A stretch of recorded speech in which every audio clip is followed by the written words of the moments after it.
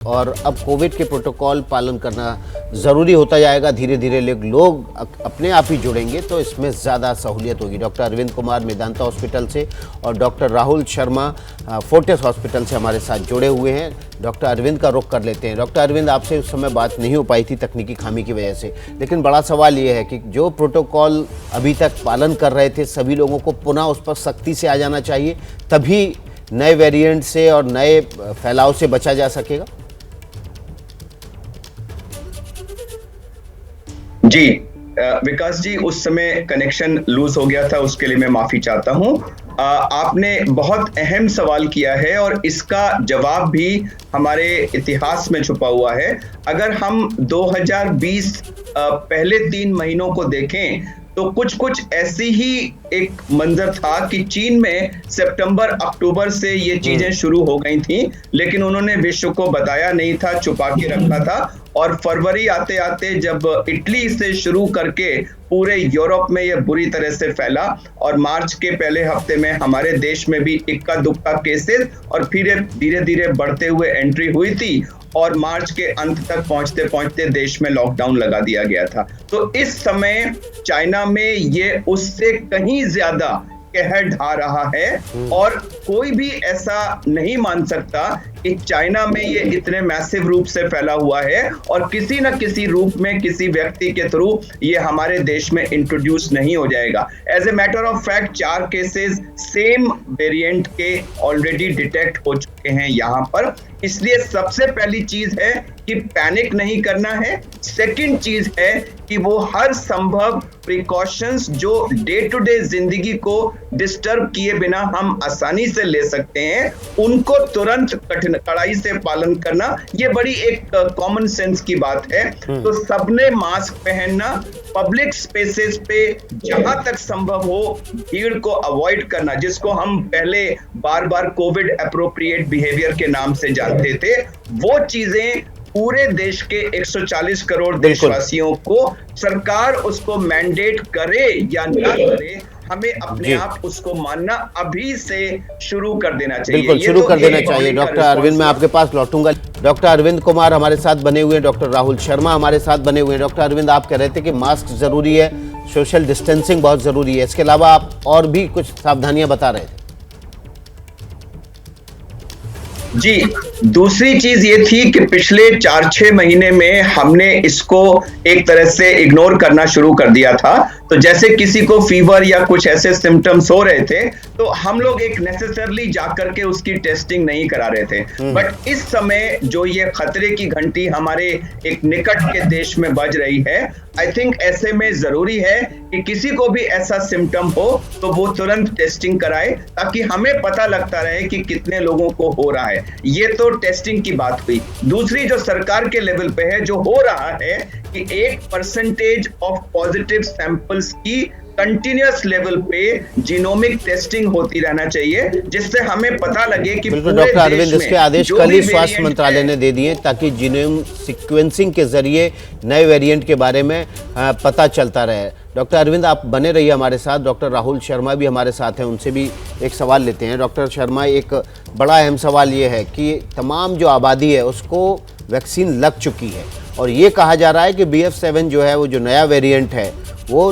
Vaccinated लोगों की आबादी पर उतना असर नहीं करेगा, लेकिन शुरुआती लक्षण क्या हैं? जो पुराने कोरोना के लक्षण थे ठीक वैसे ही लक्षण है इस बार BF7 के भी?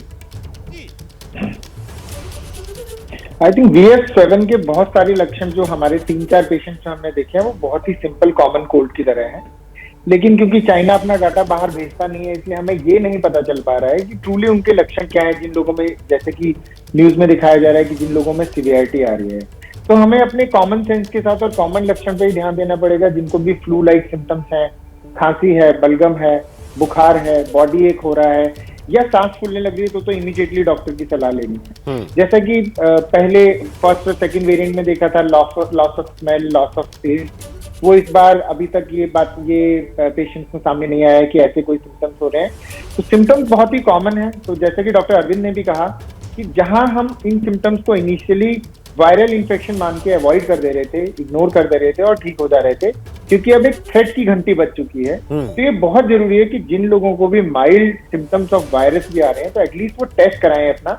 और दूसरी इंपॉर्टेंट चीज, जिन लोगों का भी टेस्ट पॉजिटिव आ रहा है उन सबकी जीनोमिक सीक्वेंसिंग होनी चाहिए, क्योंकि अब हमारी जो हेल्थ सर्विसेज हैं, जो इंफ्रास्ट्रक्चर है वो इतना डेवलप हो गया है कि हम जल्दी से जल्दी इस वेरिएंट को पता कर सकते हैं और उस हिसाब से अपनी कोविड प्रोटोकॉल की स्ट्रैटेजी, ट्रीटमेंट की स्ट्रैटेजीज, आइसोलेशन की स्ट्रैटेजी चेंज कर सकते हैं। बिल्कुल। डॉक्टर अरविंद, आपसे एक बड़ा अहम सवाल है। हमने देखा कि जो वेरिएंट थे वो अलग अलग इलाकों में ज़्यादा लेथल हुए।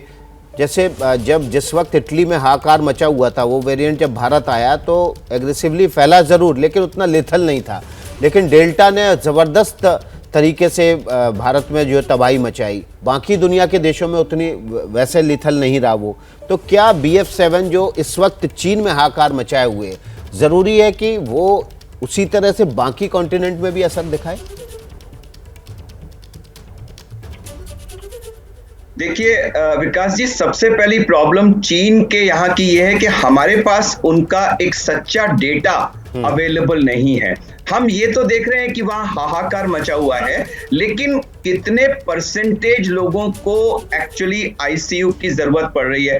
अगर 100% पॉपुलेशन एकदम से इन्फेक्ट हो गई है और 1% लोगों को हॉस्पिटल में जाना पड़ रहा है, तो वो एक नॉर्मल वेरिएंट से ज्यादा लीथल नहीं है, क्योंकि उतना तो सब में था। तो एक्चुअल पहली बात तो ये है कि हमारे पास एक्चुअल डेटा नहीं है, और WHO को ये चाहिए कि चाइना से इसका एक्यूरेट डेटा ले करके उसको पूरी दुनिया के साथ शेयर करे कि वहां एक्चुअल इन्फेक्शन रेट क्या चल रहा है, लिथैलिटी रेट क्या चल रहा है, सिम्टम्स में कोई डिफरेंस है कि नहीं, जो उनके वेरिएंट्स हैं वो किस तरह से चेंज हो रहे हैं, वैक्सीन से उनका क्या रिलेशनशिप है, ये सब चीजें। लेकिन हमें अभी जब तक कि वो इंफॉर्मेशन ना आए, जो कुछ भी हम आसानी से कर सकते हैं वो तो आज अभी से ही करना चाहिए। मास्क, सोशल डिस्टेंसिंग, जहां तक संभव हो फिर से जो भीड़ भाड़ चीजें हैं वो अवॉइड करें, सिम्टम हो तो तुरंत टेस्टिंग कराएं, और सरकार टेस्टेड सैंपल्स की जीनोमिक सीक्वेंसिंग कराते रहे। अगर इतना हमने आज कर लिया तो जैसे जैसे चीजें अनफोल्ड होंगी हम इमीडिएट रिस्पांस के लिए बेटर प्रिपेयर्ड होंगे। बिल्कुल। डॉक्टर अरविंद और डॉक्टर राहुल, आप दोनों का शुक्रिया। और जो बात डॉक्टर अरविंद कह रहे हैं कि इस समय चीन का डेटा, सच्चा डेटा आना ज़रूरी है और WHO की यहाँ पर भूमिका बढ़ जाती है। उसकी जिम्मेदारी बनती है कि वो वहाँ से डेटा लेकर दुनिया भर के देशों को वो दे, ताकि वो कोरोना की अगली लहर से लड़ने के लिए तैयार हो सके। जैसे ही घड़ी का काटा दोपहर 2:30 पे आए, बबीता जी का दिल सास बहू साजिश के लिए मचल जाए। और ये है इनकी बहू, पूरे दिन ऑफिस की टेंशन हो जाए गॉन जब ये करें अपना फेवरेट शो फ्री टाइम पे ऑन।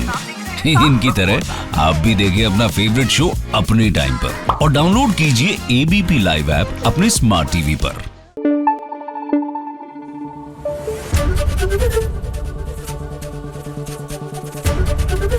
ABP न्यूज आपको रखे आगे।